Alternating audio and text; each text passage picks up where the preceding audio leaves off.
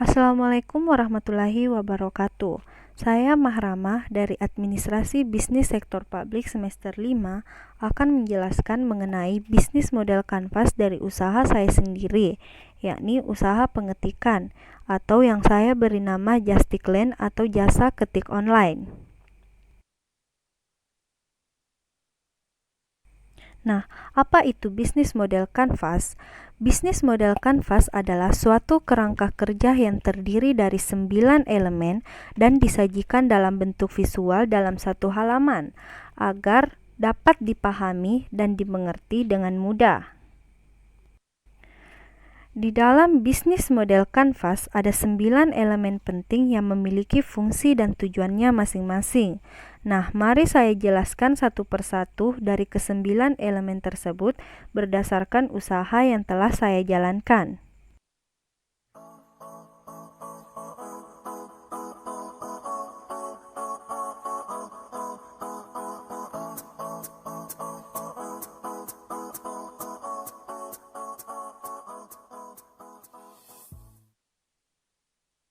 Pertama, customer segment, di mana kita harus tahu siapa target dari produk atau jasa yang kita tawarkan.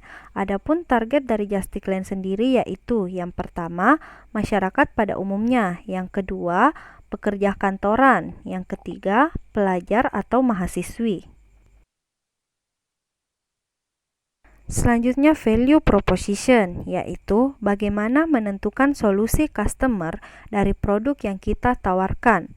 Value proposition dari Justikland sendiri ada 4, yaitu yang pertama, file bisa diantar ke rumah pelanggan, karena di masa pandemi seperti sekarang segala kegiatan dilakukan di rumah, sehingga hal ini bisa sangat dibutuhkan oleh pelanggan. Yang kedua yaitu menerima jasa translate. Seperti kita ketahui, jasa translate masih sangat jarang. Yang ketiga yaitu menerima jasa pengarsipan file, karena masih banyak orang yang malas menyimpan file mereka karena keterbatasan penyimpanan. Yang terakhir yaitu harga bersahabat. Selanjutnya yang ketiga ada channels, di mana kita harus menentukan media apa yang akan kita gunakan untuk memasarkan produk atau jasa yang kita tawarkan. Di sini Justikland memanfaatkan 3 cara. Yang pertama yaitu melakukan penjualan secara langsung atau face to face, di mana pelanggan dan pembeli bertemu secara langsung. Yang kedua, kami memanfaatkan sosial media, di mana Justikland sudah memiliki 2 akun sosial media. Yang pertama yaitu Instagram dan yang kedua yaitu WhatsApp. Yang terakhir, kami memanfaatkan jasa influencer atau selebgram, di mana pada zaman sekarang influencer atau selebgram sudah memiliki peran penting untuk mempromosikan barang. Selanjutnya customer relationship, yaitu bagaimana kita mengubah customer menjadi pelanggan dengan cara melakukan pendekatan-pendekatan khusus, seperti yang dilakukan Justikland, diantaranya yaitu yang pertama, harga khusus bagi pelajar, yang kedua, gratis print file untuk pelanggan sekitar toko, dan yang terakhir free ongkir setiap Jumat. Kemudian ada revenue stream, yaitu bagaimana kita memperoleh keuntungan agar bisnis bisa terus berjalan.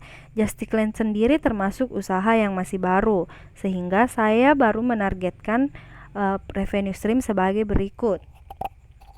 Saya memanfaatkan modal sebesar 750.000 untuk memulai usaha. Selanjutnya saya menargetkan pendapatan sebesar 700.000. Dan yang terakhir yaitu biaya penanganan sebesar Rp150.000.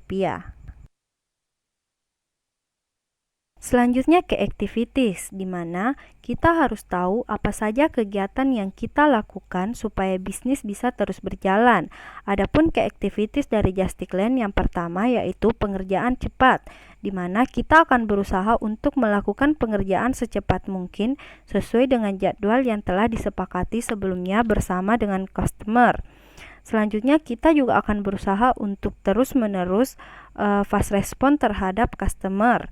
Yang ketiga yaitu melakukan pengantaran file ke rumah, dan yang terakhir melakukan inovasi-inovasi pelayanan. Selanjutnya ada key research, di mana kita harus tahu apa yang kita punya sebagai pendukung bisnis. Di sini, Justicland memiliki aset berupa yang pertama karyawan, yang terdiri dari admin dan translator. Yang kedua, alat pendukung usaha seperti komputer, printer, scanner, dan lain-lain. Kemudian ada key partnership, di mana kita tentukan siapa-siapa yang kita ajak kerjasama untuk mendukung jalannya bisnis. Di sini, Justicland bekerja sama dengan toko agung sebagai tempat untuk membeli keperluan bahan baku, dan kurir Amanah Shopeng untuk membantu mengantarkan file untuk sampai kepada customer. Terakhir yaitu cost, di mana kita harus tahu beban-beban usaha yang harus kita keluarkan untuk menjalankan bisnis. Justicland sendiri memiliki 3 jenis cost. Yang pertama yaitu kita harus membayar gaji karyawan sebesar Rp200.000 dan pembayaran WiFi sebesar Rp200.000 dan listrik dan air sebesar Rp150.000.